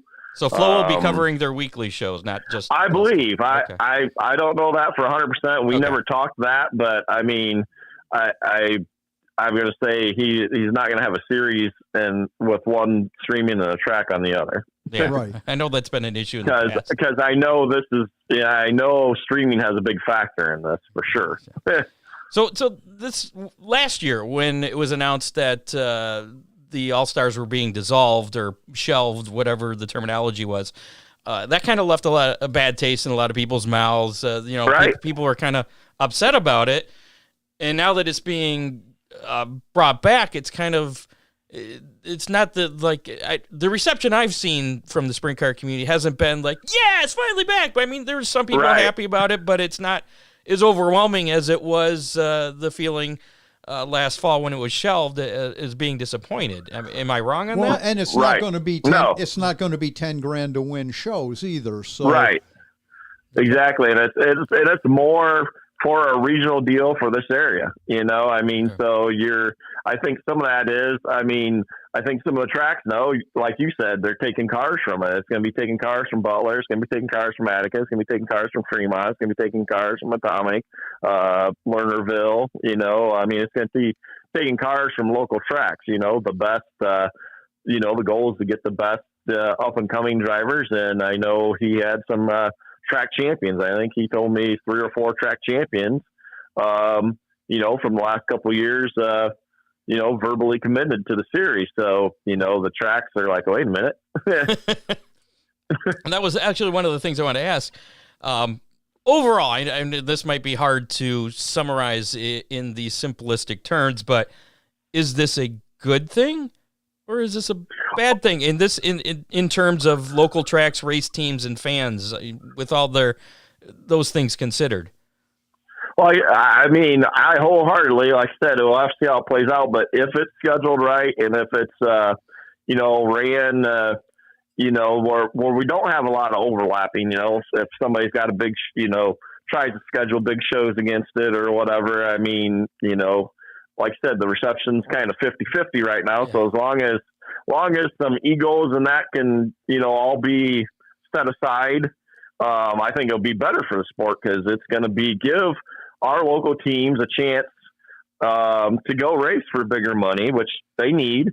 It hurts some of these local teams when the All-Stars disappeared for bigger money.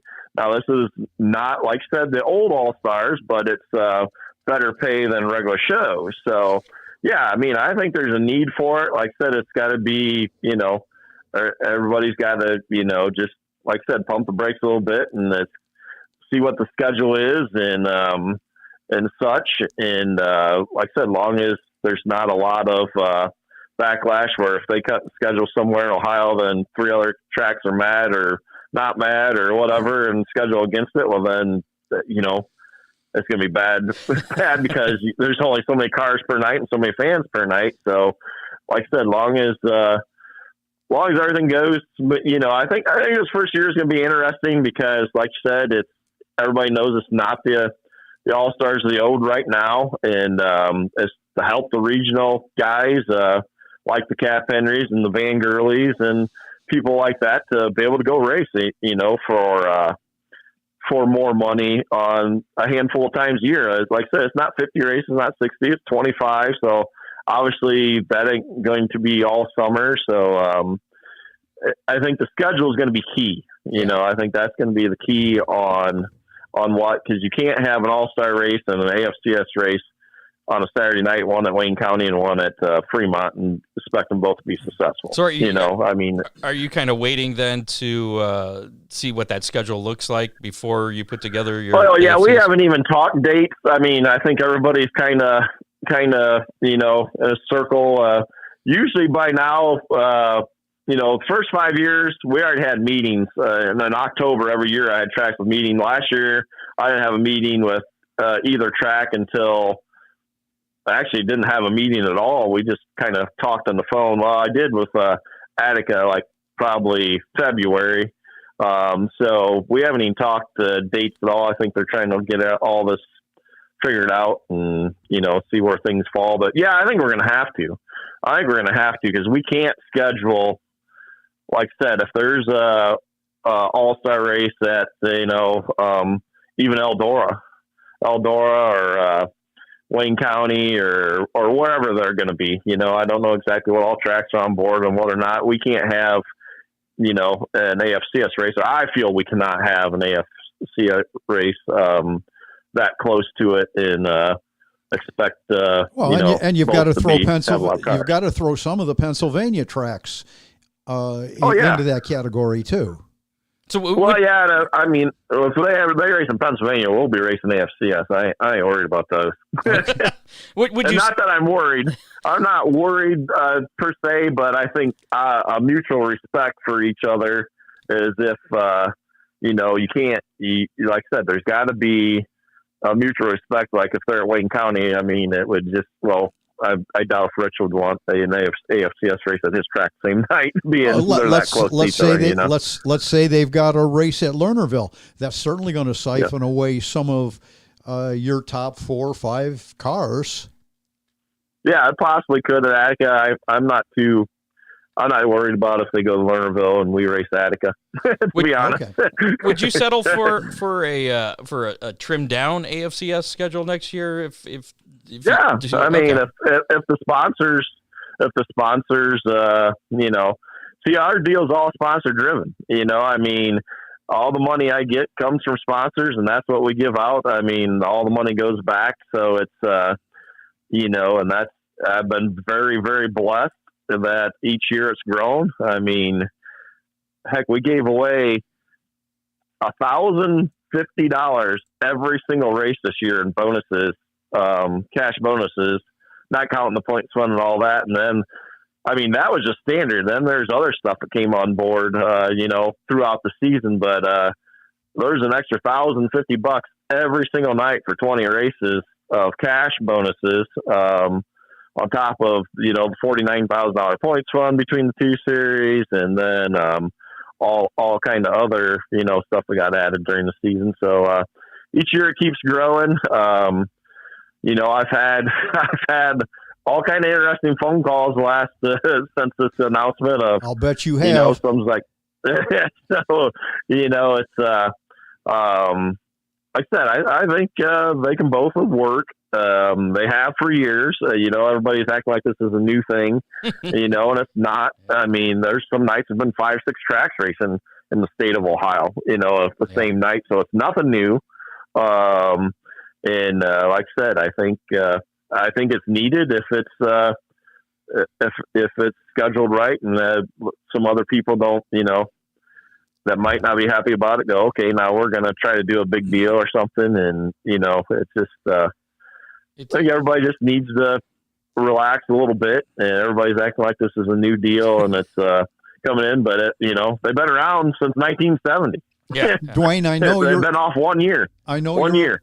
I know you're a big sprint car guy, but I see an awful lot of parallels with the Ironman series with the dirt late models and a very similar purse structure. And and I know that it definitely hurt the local tracks. Yes. Right. I didn't think about that. Right. And that's, yes, exactly. And that's what I mean. Same payoff, really. Right. Yep. Do you recall? Yeah. You're right. Do you recall how many teams Tanya Conley from Victory Fuel? Yes, was asking how many teams ran for the All-Star points back in 2023. Do you remember? I think approximately 10, 11, something like 10. Okay. I think they started with 10. I think they ended up with 6 the whole season because some guys backed out or dropped out, and I think they ended up with 6 or 7. So, gotcha. Cool. Well, yeah. So it'll be interesting. I think and they're going to have a little bit of tow money for their top 10. I think it's $200 a show. So, that might help, but if that's where you got to decide if you're a local team and it's $400 start, you go to Bedford, Pennsylvania for $500 start and $200 tow money for the weekend. Cause we all know it costs a lot of money to tow these places too. If you, like I said, depends where I think scheduling's key. Mm-hmm. I mean, I think the scheduling is going to be key on how it affects everything else. I mean, that's why everybody's like, well, it probably won't affect you guys much. But like I said, scheduling is key. And, I mean, eventually, like Ron said, I mean, you took Devin Shields, you took Ryan Missler, you took Rusty Slank, and, you know, Carter Slank or, you know, Colin Shipley, those guys away, you know, from the local scene. And it hurt some of the tracks this year on the late model. So, you know, I mean, it'll be interesting to see how that falls out, because the same thing could happen. That's why I said I personally think it'll affect it some. You know, if you take, let's say you take 3 of your top 7 cars away, I mean, obviously it's going to affect some unless you get some guys to fill in, which you can. We got a great group of cars, and we've had a great following, and we got some very young talent that's ready to step in and take places of these guys we lose. And each year we seem to gain a few guys too. So will we still gain some people? I think we will, but I think some of them will go on the All-Stars too that we had. Dean Henry wants to know if there'd be any chance of you involving a different track in the AFCS. Yeah, moving one of your Saturday races to a different track. Well, it'd have to not be AFCS. You'd have to throw some more letters in there. Well, you can you can just refigure what AFCS stands for. Right. It'd have to. It wouldn't be AFCS. Awfully fast champion sprints. Right. A, B, C, D, F, G, H. All right. Well, Dwayne, we got to move on here. I appreciate you giving us some time and calling in here in short notice. I mean, not being part of the sprint car world personally, I'm not as involved in it. I wasn't sure if, you know, what the reaction was in the sprint car world, other than, you know, the reaction I saw from Aaron Fry, who, you know, justifiably a little upset that he was asked to dissolve his series, but was asked to come on board as well with the All-Stars. With, you know, if I did a lot of work to pick up the slack for Ohio Speed Week, you know, because All-Stars, to fill that void, and then the following year after doing all that work, to say, oh yeah, we're back, we don't need you this year. So, you know, I'd feel a little miffed. So I mean, I totally understand that, but as a whole, though, like you said, this is the All-Stars have been around since 1970. It's only been gone for 1 year. Things will work out. Do you agree?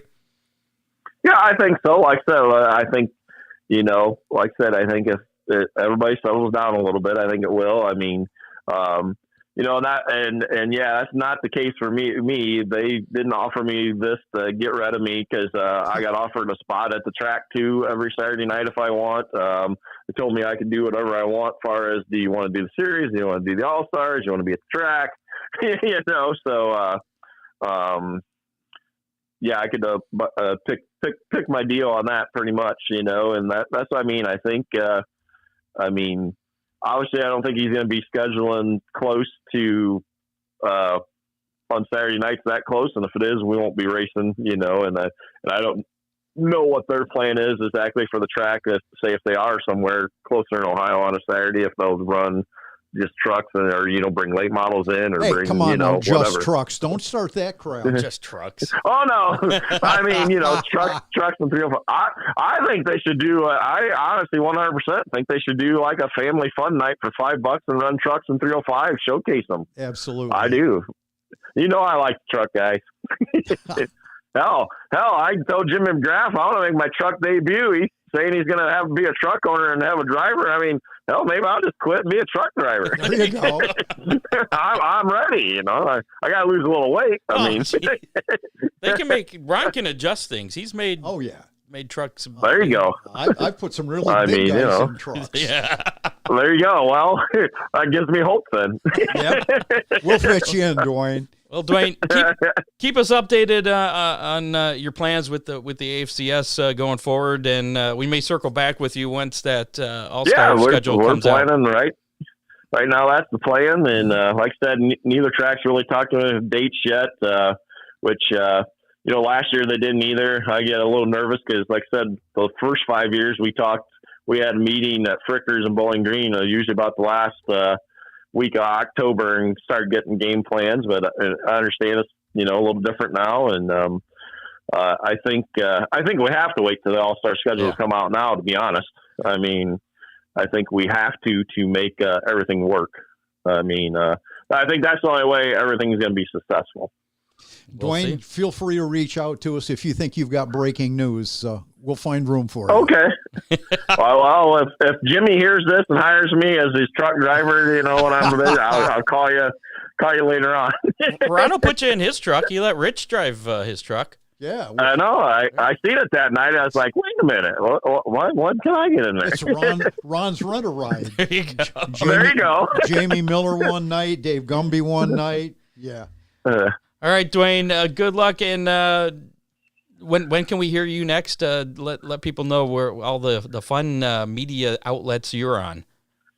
Well, live every Monday at just after noon news on the throttle at the Q 96.5 Bryan, Ohio, which live streams on the TuneIn app and the WQCT website too, and the Dirt Nerds podcast. We haven't done one for the last 2 weeks because Elliot was out of town and then I was out of town. So I'm sure we'll have a wild one next Monday with catching up on everything with all the schedules and, everything being released. But yeah, you can hear me there, and I'll be at the, let's see, what do they call it? Dirt in December here in a couple weeks too in St. Louis. That's a great late model event. See, I like late models and trucks. Okay. All right, man. Well, have fun. Have fun in St. Louis then, man. Oh yeah, that's a great event. You guys, if you've never been to it, it's worth watching. Talk about drama. There's a lot of drama. It's like kind of WWE wrestling and late model racing together, but it's a great time. I'll be watching for you on TV. Okay, I'll try not to do something too stupid to get on. Stop picking your nose. Maybe I'll be in the driver introduction with somebody by then. You never know. All right, Dwayne. We'll talk to you later, man. All right, thanks. Yep. Thanks, my friend. Bye. Bye. There you go, Dwayne Hancock of the AFCS series. Fame. Well, yes, and shedding some light there on the whole All-Star Circuit of Champions resurgence, rebirth. And I'm sure there's more light coming to be shed. Yeah. So it's an ongoing story, and we appreciate him filling in some of the blank spaces for us. Don't forget, we still got Maz's Pizza to give away, and we still have that sticker, the hashtag DCR. Yeah, this guy right here, Hammer Down Race Report window sticker, courtesy of DCR Graphics.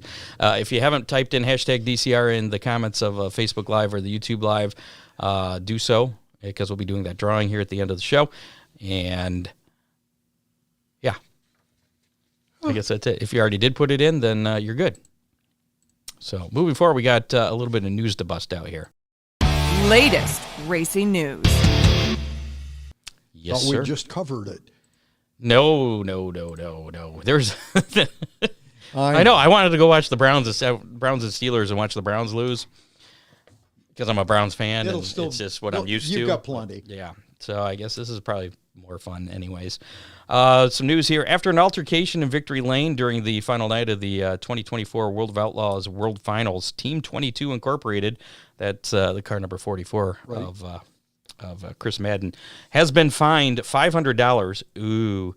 While the team's driver, Chris Madden, and the team's crew member, Brian Morabito, have been placed on probation through April 30th of 2025. A physical altercation occurred during the World of Outlaws Case Construction Equipment Late Models Victory Lane ceremony on Saturday, November 9th.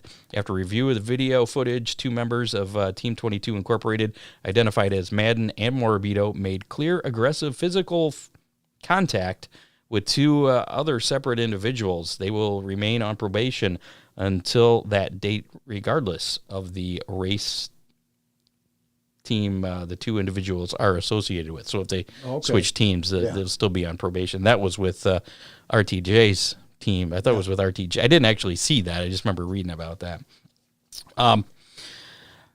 NASCAR Cup Series champions Kyle Larson and Kyle Busch will continue their racing season by competing in the USAC NOS Energy Drink Midget National Championship in California in November. That's coming up actually this weekend. They're going to be racing.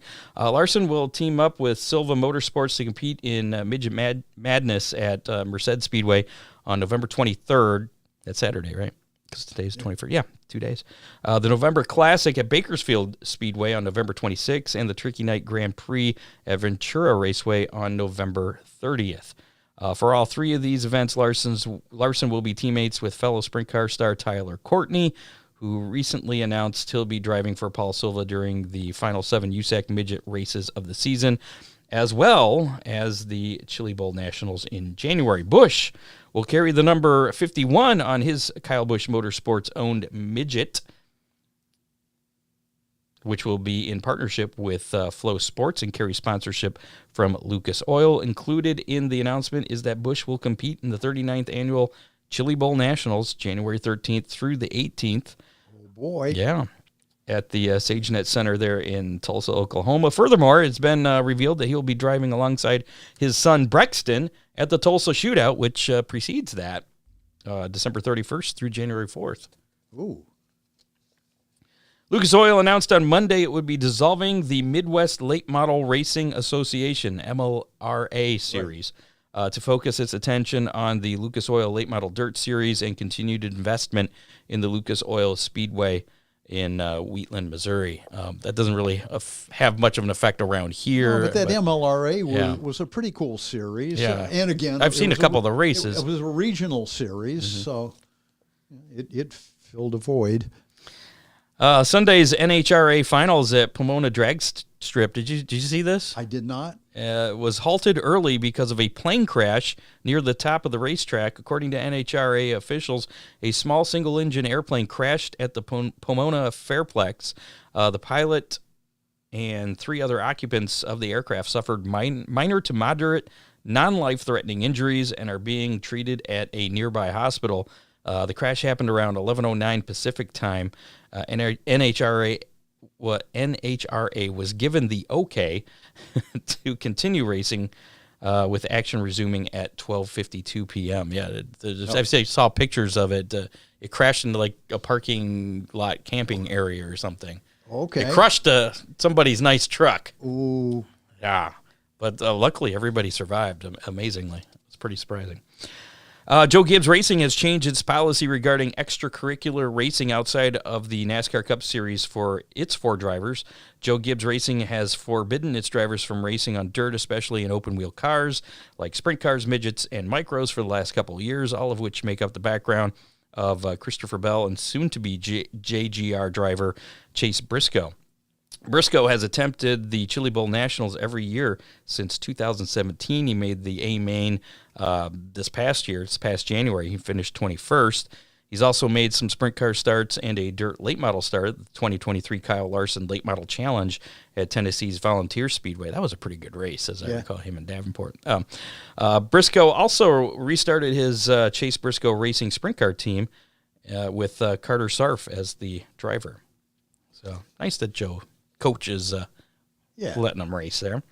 Toyota Racing Development driver Jade Avedissian announced Tuesday that she's stepping away from dirt racing for the remainder of the 2024 season, citing she's not fully healed from an injury sustained during the September 26th through the 29th USAC NOS Energy Drink National Midget Sanctioned BC 39 at the dirt track at Indianapolis Motor Speedway. That's a long sentence. Yeah. So I didn't see what happened to her, but that's, I don't know. We had her on the show. We did. This was past year, yeah. Yes. Very interesting person. Hopefully she gets back into racing soon. Hopefully we'll see her at the Chili Bowl. Yeah. I don't know. I didn't say how long she was stepping away, but just a remainder of this year. So Chili Bowl's in 2025. We'll see. Yeah. Here's the thing you were wanting to talk about. The organizers of the Velo Adelaide 500 built the Napa Speedway on a cricket field in just 2 weeks. That's down in Australia this happened. It's a temporary dirt track, right? It's they built it in 2 weeks. It's 342 meters long and 17 meters wide. That's 0.21, just short of a quarter mile, and 56 feet wide. The cricket field was restored within 8 days post-racing. The venue held approximately 8,000 fans. It was purpose-built to Speedway Australia's regulations with concrete barriers and catch fencing. There were basically they use Jersey barriers. 6 Speedway specialists involved in making this happen. The prize purse for the 36 cars was $100,000. The racing format replicated that of the High Limit Racing Series. Thursday's feature winner was Jock Goodyear, which we've talked about him quite a bit. American Chase Randall finished second, and Grant Anderson rounded out the podium there. On Friday night, it was Kerry Madsen who won the feature, with Matt Eggle finishing second and Luce Dillon finishing in third. So, and you said something about they're going to do that again? They threw a track together in 2 weeks and then had it gone in 8. The Australian government is big into tourism. And they see the success of what they did at that track, and they're going to be doing more events like that. Could that be something that could pop up in the States here? Pop-up racetracks. Well, I mean, yeah, they did the NASCAR's done it at the Coliseum in Los Angeles. And they do the road races. It seems like it'd be easier to do a dirt track, but that's just me. A couple other things here before we get to our pizza giveaway. World of Outlaws NASA Energy Drink Sprint Car Series released its schedule earlier today. It includes 90 races at 41 tracks in 21 states in a Canadian province, marking the tour's first venture outside the United States in 8 years. The series visits Attica Raceway Park on May 23rd and then again on July 15th for the Brad Doty Classic. They visit Eldora Speedway May 2nd and 3rd. And then July 18th and 19th for the Kings Royal. They're at Sharon Speedway on May 24th. Atomic Speedway on May 26th for a 3-day Ohio visit. Did you notice one track that's not on there? Yeah, I noticed that. Okay. I don't know if that has anything to do with that announcement made. It could and the very change well of be. Streaming partners, I guess. Potential. Yeah. That's not yet confirmed. The 350 Outlaw Super Modified Series, the 350 OSS, which was founded in 2022, has just released its 2025 season schedule. Locally, the series will be visiting Sandusky Speedway 6 times in 2025. The 6 shows at Sandusky Speedway will start with the season opener on May 31st.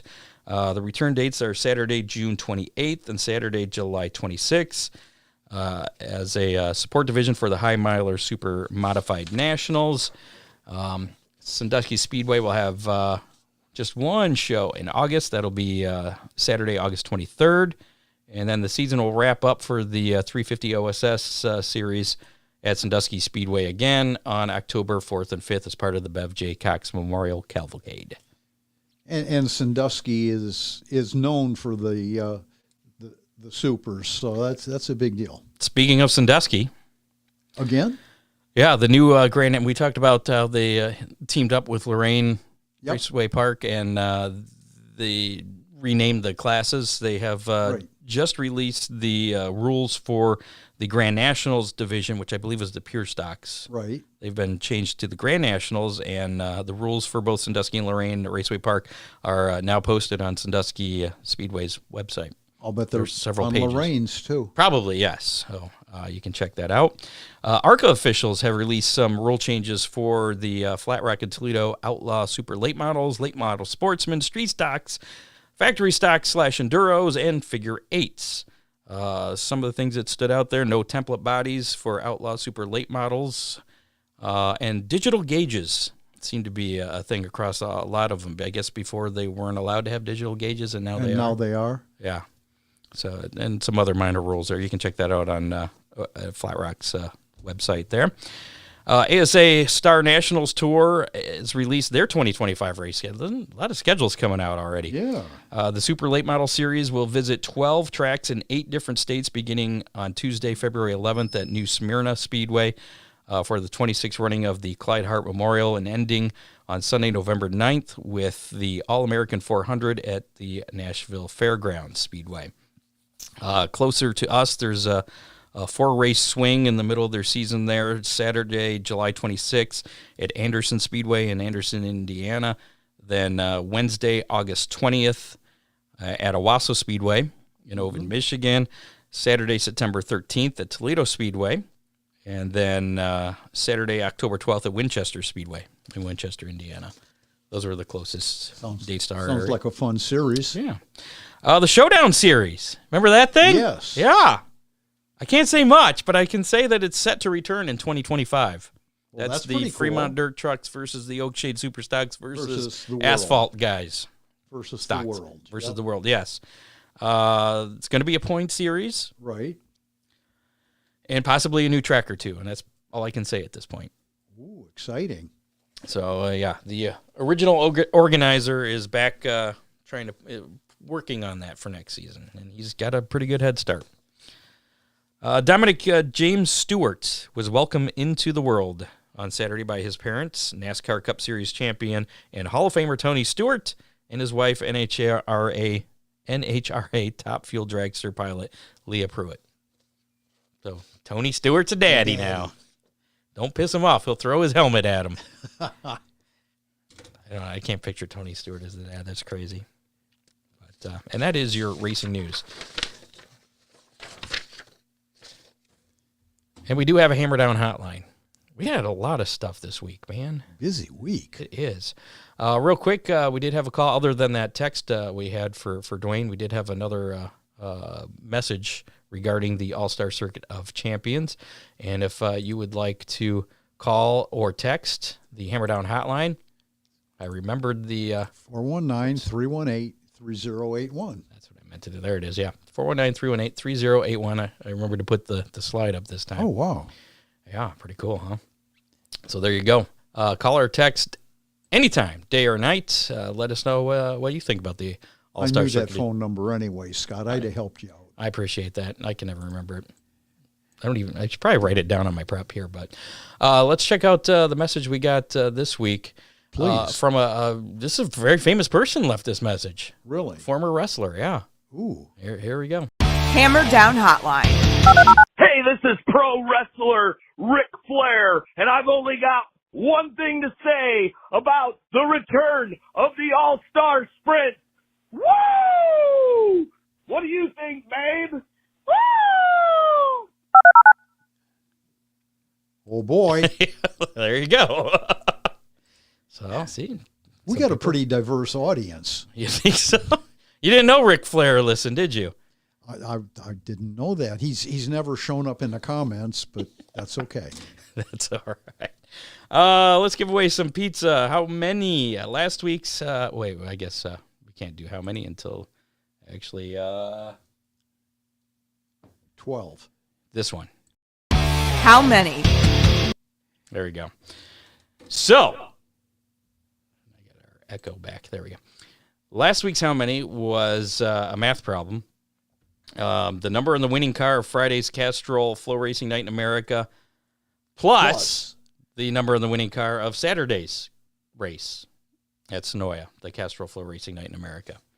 At the Peach State Classic. Yep, and that number was the same for both races. It was RTJ in the 20 car. 20 plus 20 40. equals 40. You picked 42. I went above you with 43. I went the wrong way, so congratulations, You Ron. blew it again, Scott. You guessed correctly there. And our winner this week, the only one to guess right on the dot, was Dean Henry. Really? So congratulations, Dean Henry. You have yourself a large one-item Mazza's pizza, Mazza's stone-fired pizza. Yeah. Really good stuff. You can finally have a pizza, Dean. You're going to have to get to a point place there. And you have 30 days to claim your pizza. So this week's how many, and a chance to win. Actually, this is going to be 2 weeks because we're off next week for Thanksgiving, so we'll determine the winner in a couple weeks.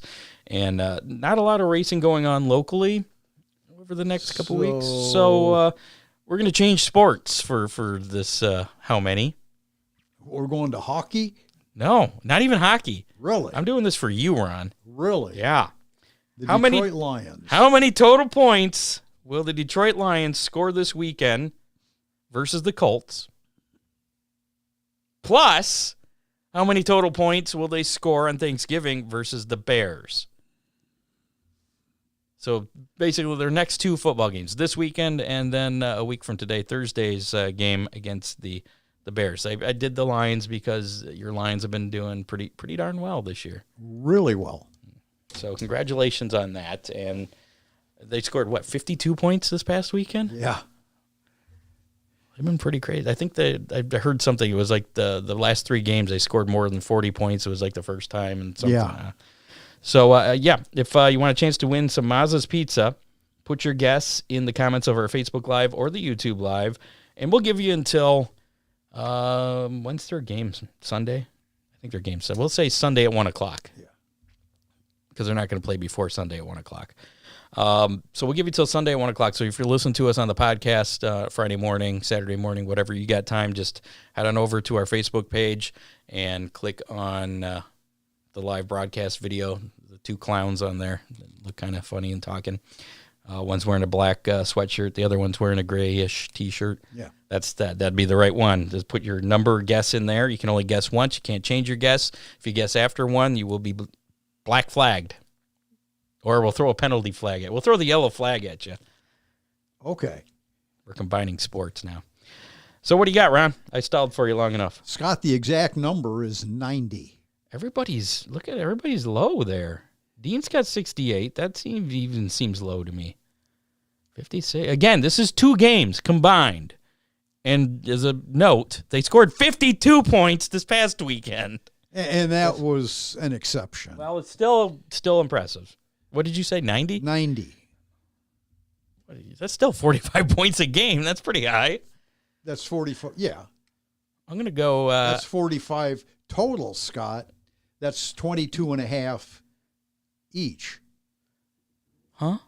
No, I'm saying just the Lions points. Oh, okay. Just the Lions. Not the total score of the game. Oh, I thought you were talking total score. No, not the total score. Just how many points the Lions score. Oh, okay. Over the next 2 games. Sorry, I didn't clarify. Would you like to revise your... No, 78. 70, okay. That's why your guess was so high. Yes, it's Lions only. Oh, okay. How many points they scored this? So they score 20 points this weekend, and they score 20 points on Thanksgiving. That'd be 40. Then 40 again. So I'm going to go 77 then. Oh, yeah. Okay. Because last time I one-upped you, and that didn't work out. So there you go. Whoever is closest will win that Mazza's 1 large, 1-item pizza. And if we have a tie, we'll spin the Mazza's pizza wheel. Good luck watching the Brownies tonight, Scott. I know. I've been stalling, so I didn't have to watch it. We still have that sticker to give away here. Hashtag DCR if you haven't done so. We'll be doing that drawing here momentarily, so get ready, Dave, before we do that drawing. He probably fell asleep. No, he's moving. He's still moving there. We do have our menu, which I think is this one. Right. This weekend's racing menu. All right. I guessed right. So this weekend, and actually looking ahead to next weekend as well, since we're off. Oh, and by the way, Ron says they don't, Ron Burt from Magic Moment Entertainment, they don't celebrate Thanksgiving in Australia. No. Which makes sense because the Pilgrims didn't arrive in Australia. Right. So, Gurly on Friday, the 22nd. That's tomorrow night. Pro Dirt Series featuring late models. And then looking ahead to next weekend, the 30th of November. That'll be a Saturday night Pro Mod Series featuring speed cars. That's action at Kalgoorlie Speedway. Bunbury Speedway. This Saturday, it's LJM Sprint Car Grand Prix featuring Maddington Toyota Sprint Car Series. Wingless sprints, 360 sprint cars, and speed cars. Esperance Speedway this Saturday. It's the LMRWA Pro Dirt Series, the late model. What does that all stand for? Late model Western Australia. Late model racing Western Australia. Okay. Easy for you to say. The Pro Dirt Series, round number 5, featuring, of course, late models, box stock outlaw karts, New Star Juniors, Top Star Juniors, Street Stocks, production sedans, and AMCAs, all that going on Saturday night at Esperance Speedway. Murray Bridge Speedway, they're in action a week from tomorrow, Friday night, the Black Friday here, not Black Friday in Australia because they don't have that. The 29th, it's going to be Fast Friday featuring super sedans, Formula 125s, production sedans, wingless sprints, and dirt modifieds. And then finally, High-Tech Speedway Toowoomba a week from Saturday, the 30th of November. Ultimate Sprint Car Championship round number 3 featuring sprint cars, super sedans, speed cars, 360 LS sprint cars. So all racing over the next couple of weeks. Yeah. Down under. Down under. But there's actually other racing in the States here. We got the turkey gobbler thing. Right. And, Dave didn't include that for some reason in this week's prep, but there's some racing around here.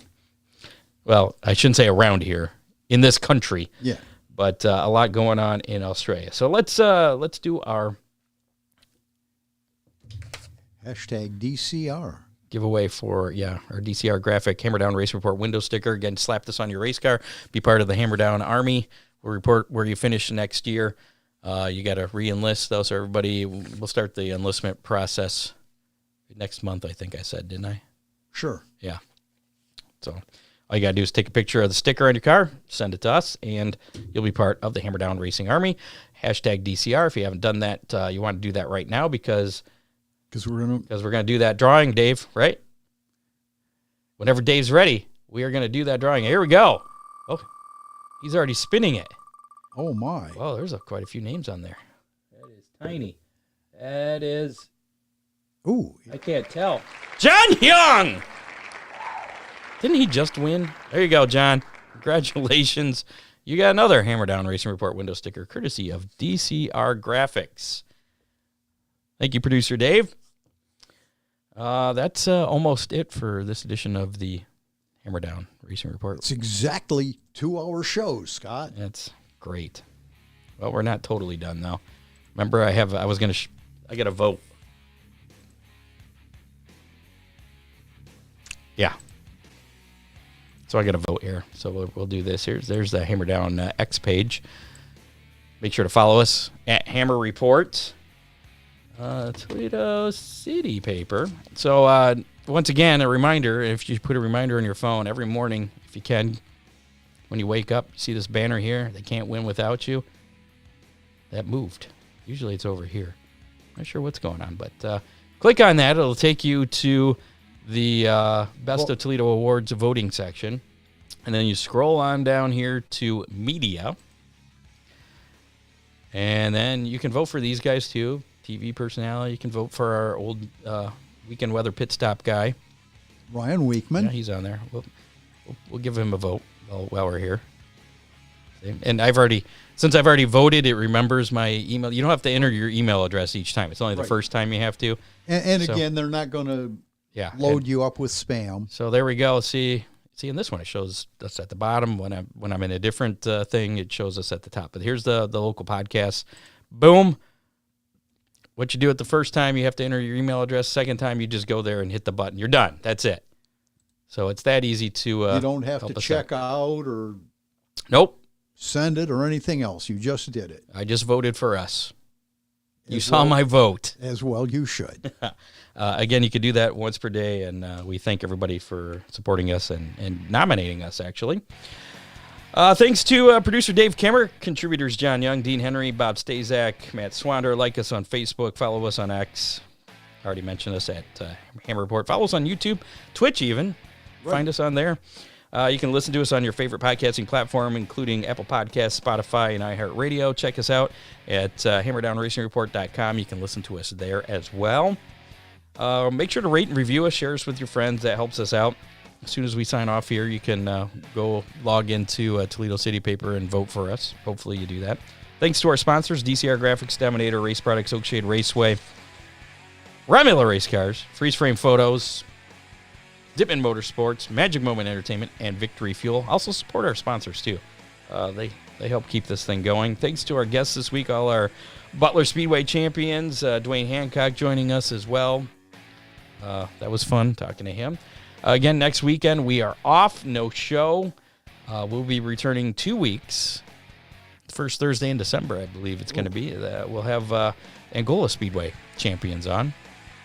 That's the plan, at least. And, yeah.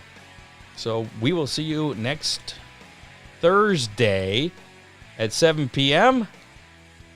That's a wrap on show number 356 of the Hammer Down Racing Report.